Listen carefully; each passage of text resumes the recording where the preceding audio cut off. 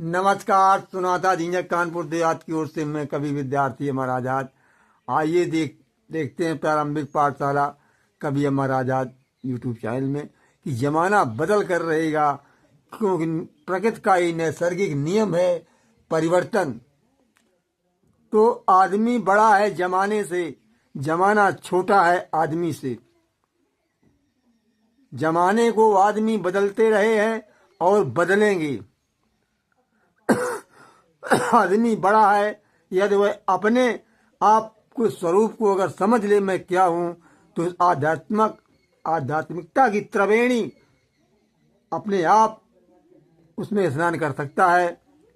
तो आदमी भगवान है, क्योंकि जहाँ गंगा जमुना यमुना सरस्वती तीन नदियाँ मिलती वहाँ का संगम बताया गया है।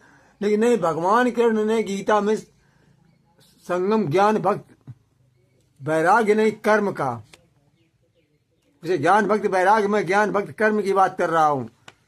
गीता में है ज्ञान वैराग्य भक्त कर्म सब कुछ है, लेकिन हम कह रहे गीता की ये बात, ज्ञान भक्त कर्म की धारा, ज्ञान के द्वारा, भक्त माने सेवा के द्वारा। ये कि हम सेवा करें, किसी शान हम उसकी सेवा करें, मदद करें, सोचें उससे मैं कल हमें उससे काम करवाना है, तो ये तुम्हारी सेवा नहीं है, ये तो तुम्हारा व्यवहार हो गया। सेवा वही होती है जो निस्वार्थ भाव से, भगवान कृष्ण कहते हैं निष्काम, जिसमें कामनाएं न जुड़ी हों। ये गंगा यमुना और सरस्वती का जहाँ संगम होता है, तो वहाँ जहाँ तीनों मिलती संगम कहते हैं, उसी को तीर्थ राज कहते हैं। जैसे इलाहाबाद में मिली है भाई, पहले बताते सरस्वती थी, इस समय नहीं, लेकिन भूल गई, तो ये संगम बन जाता है। लोग उसमें नहाते हैं और अपने को पवित्र समझते हैं, क्योंकि तीर्थ राज है जहाँ संगम हुआ है। आध्यात्मिकता की गिरत से ज्ञान भक्ति वैराग्य कर मेरे पास नहीं, तो संगम नहाने से में कोई फायदा नहीं होगा। कि मनुष्य जहाँ तीन चीजें मिल जाए वहाँ त्रिवेणी है। आपका जीवन तीर्थ राज होगा आगे, अगर आपने ज्ञान भक्ति वैराग्य को अपने में उतार लिया,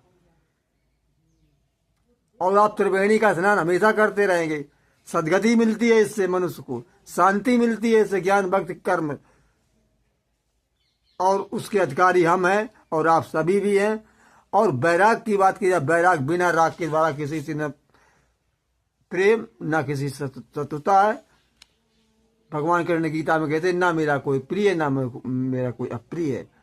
यही है हमारे जीवन में वैराग्य भाव का, कि जो कार्य संसार में चल रहा है उसके चलने दें, उसमें हस्तक्षेप न करें, अपने कर्तव्य कर्मों को सही रखें।